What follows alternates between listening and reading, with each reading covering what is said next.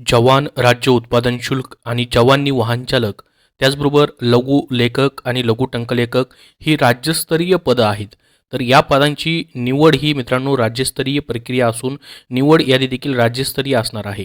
म्हणजे सदर पदांवरती तुमची निवड झालेले उमेदवार हे संपूर्ण राज्यामध्ये नियुक्तीसाठी पात्र असणार आहेत. तर पूर्ण राज्यामध्ये तुम्हाला कुठेही नियुक्ती तुम्हाला दिली जाऊ शकते, त्यासाठी तुम्ही पात्र असणार आहेत. आणि मित्रांनो ऑल ओव्हर महाराष्ट्राची निवड यादी जी असणार आहे ती राज्यस्तरीय असणार आहे पूर्ण निवड याची या 3 पदांसाठी. त्यानंतर मित्रांनो चपराशी हे जे पद आहे हे मात्र जिल्हास्तरीय जिल्हा संवर्ग पद आहे. तर याची वेगवेगळ्या जिल्ह्यानुसार पदं जी आहेत ती आलेली आहेत.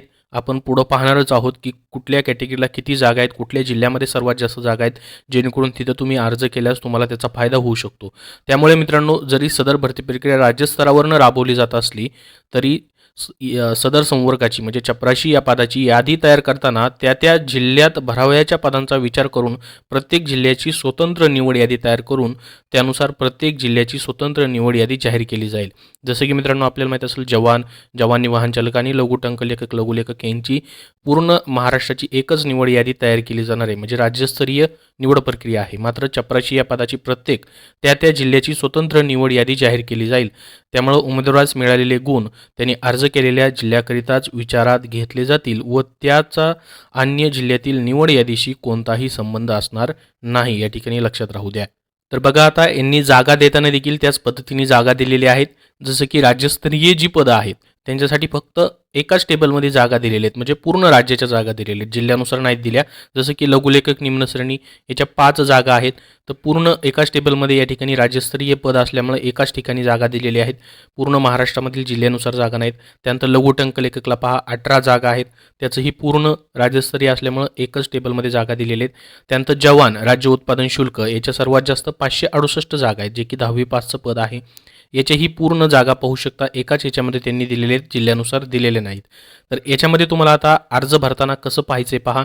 जसं की तुम्ही मित्रांनो भजब या कॅटेगरीमधून आहात तर इथं भरावयाची पदं किती आहेत मित्रांनो, 19 पदं आहेत. तर याच्यामध्ये आता मित्रांनो इथं देखील पहा तुम्हाला वरती जे दिलेलं आहे जे की सर्वसाधारणच्या जागा त्याच्यामध्ये किती आहेत, मग 6 जागा आहेत. महिलांसाठी किती जागा राहणार आहेत, 6 जागा राहणार आहेत. मग प्रकल्पग्रस्त भूकंपग्रस्त यांना किती जागा राहणार आहेत त्याची माहिती दिलेली आहे. मग त्यानुसार तुमच्या जागा किती राहतात, तुमच्या कॅटेगरीला जागा राहते का तिथं, ते पाहून तुम्हाला मित्रांनो अर्ज जो आहे तो करायचा आहे. अशा पद्धतीने प्रत्येक कॅटेगरी वाईज तुम्ही तुमच्या कॅटेगरी वाईज पाहायचं आहे. एकाच ठिकाणी एकाच टेबलमध्ये जागा आहेत, 568 पूर्ण जागा आहेत. जवान म्हणजे दारूबंदी पोलीस जे आहे किंवा ज्याला आपण स्टेट एक्साईज कॉन्स्टेबल असं म्हणतो ते पद जे आहे मित्रांनो त्याच्यासाठी. त्याच्यानंतर जवानी वाहन चालक हे जे पद आहे मित्रांनो या पदासाठी टोटल 73 जागा आहेत.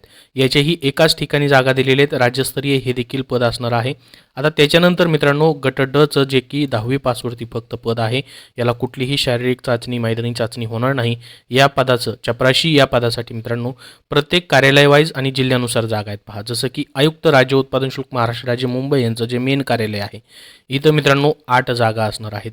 तर याचं मग तुम्हाला पाहायचं आहे तुमच्या सर्वसाधारण महिला दिव्यांग माजी सैनिक भूकंपग्रस्त खेळाडू यांना किती जागा दिलेत आणि तुमच्या कॅटेगरीला मग त्यापैकी किती जागा आहेत त्यानुसार तुम्हाला पाहायचं आहे. मुंबईसाठी 8 जागा आहेत. त्यानंतर नागपूरचं जे राज्य उत्पादन शुल्क कार्यालय आहे तिथं 3 जागा आहेत पहा. भंडारासाठी 1 जागा आहे, गोंदियासाठी 1, अमरावतीसाठी 2 जागा आहेत, वाशिम 2, यवतमाळसाठी 2, बुलढाणा जिल्ह्यासाठी 1, नांदेडसाठी 2, त्यानंतर हिंगोलीसाठी 1, छत्रपती संभाजीनगर राज्य उत्पादन शुल्क विभागासाठी 2, त्यानंतर अधीक्षक राज्य उत्पादन शुल्क बीडसाठी 1 जागा आहे, धाराशिव जिल्ह्यासाठी 1, नाशिक जिल्ह्यासाठी 4 जागा आहेत, जळगावसाठी 1, त्यानंतर धुळ्यासाठी देखील 1च जागा आहे, कोल्हापूरसाठी 3 जागा आहेत, सांगलीसाठी 2, सातारासाठी 2, सिंधुदुर्ग 1, सिंधुदुर्गसाठी 2 जागा आहेत, त्यानंतर रत्नागिरीसाठी 2 जागा आहेत, मुंबई उपनगरसाठी 3, मुंबई शहरसाठी 2 आहेत मित्रांनो, ठाणेसाठी 1, त्याच्यानंतर परभणीसाठी 1 जागा आहे, गडचिरोली 1, अहमदनगर 1. तर असे मिळून मित्रांनो सर्व जागा या ठिकाणी आपण पाहू शकता. आता प्रत्येक जिल्ह्यानुसार जागा तुम्हाला सांगितल्यात. तर सर्वात जास्त जागा ज्या आहेत मित्रांनो कुठे आहेत, तर मुंबई या ठिकाणी मित्रांनो जे मेन त्यांचं या ठिकाणी कार्यालय आहे महाराष्ट्र राज्य उत्पादन शुल्काच्या आयुक्त कार्यालय जे आहे मेन तिथं मित्रांनो 8 जागा आहेत चपराशी या पदासाठी. त्याच्यामध्येही मित्रांनो सर्वसाधारणला 7 जागा आहेत. महिलांसाठी एकच जागा असणार आहे. बाकी या ठिकाणी पहा जे खेळाडू वगैरे भूकंपग्रस्त, प्रकल्पग्रस्त त्यांना जागा नाही आहेत. तर प्रत्येक कॅटेगरीला या ठिकाणी अशा पद्धतीने जागा आहेत. याच्यामध्येही मित्रांनो जवळपास 6च कॅटेगरीच्या जागा आहेत. बाकी कॅटेगरीला या ठिकाणी जागा देखील नाही आहेत. मुंबईचं जे मेन आयुक्तालय आहे राज्य उत्पादन शुल्काचं तिथे. तर या पदासाठी मित्रांनो पहिल्यापासूनच जागा ज्या आहेत त्या कमीच ठेवलेली आहेत. जवळपास आपण जर पाहिलं मित्रांनो ही जी जाहिरात आली त्याच्यामध्ये फक्त 53 जागा या ठिकाणी गट ड चपराशी या पदासाठी आहेत. टोटल मित्रांनो वॅकेन्सी जर पाहिले आपण तर 717 पदं आहेत टोटल ही सर्व. तर यासाठी तुम्ही ॲप्लिकेशन करू शकता. अशा पद्धतीने तुम्हाला कुठल्या जिल्ह्यामध्ये अप्लाय करायचे त्यानुसार ठरवायचे की तुमच्या कॅटेगरीला तिथं जागा आहे का त्यानुसार. आता ऑनलाईन ॲप्लिकेशन मित्रांनो जसे सुरू होतील तसं तुम्हाला व्हिडिओ बनवून माहिती दिली जाईल अप्लाय कसं करायचं त्याबद्दलची. याच्यामध्ये मित्रांनो चपराशीला फक्त 10वी पास लागेल. याची कुठलीही शारीरिक पात्रता वगैरे तपासली जात नाही. फक्त एकच परीक्षा तुमची 200 मार्काची होणार आहे. निगेटिव्ह मार्किंग मात्र त्यालाही असणार आहे.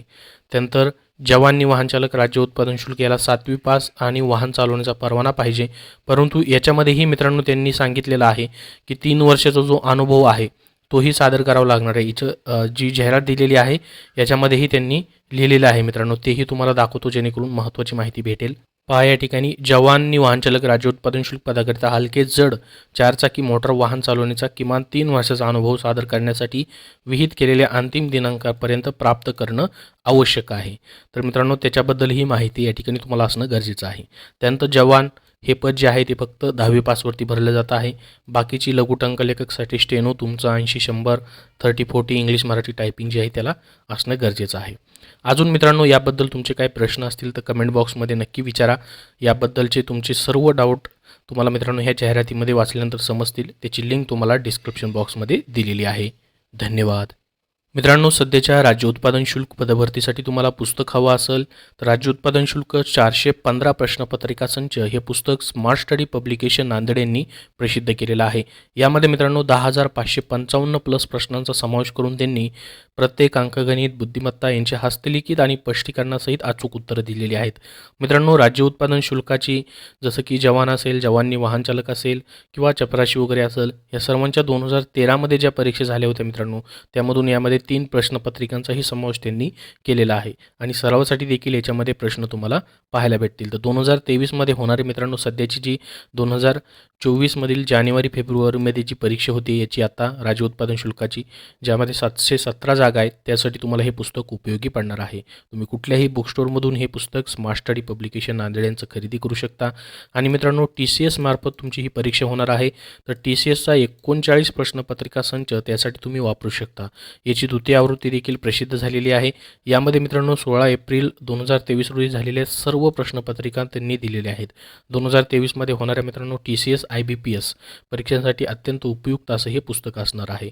याच्यामध्ये 39 टोटल प्रश्नपत्रिकांमधून हे पुस्तक जे आहे ते बनवलेलं आहे. तर TCSचा कसा पॅटर्न आहे, कसे प्रश्न येतात, मागील प्रश्न कसे आलेले आहेत ते पाहण्यासाठी तुम्ही ही दोन्ही पुस्तकं सध्याच्या राज्य उत्पादन शुल्क पदभरतीसाठी मित्रांनो वापरू शकता.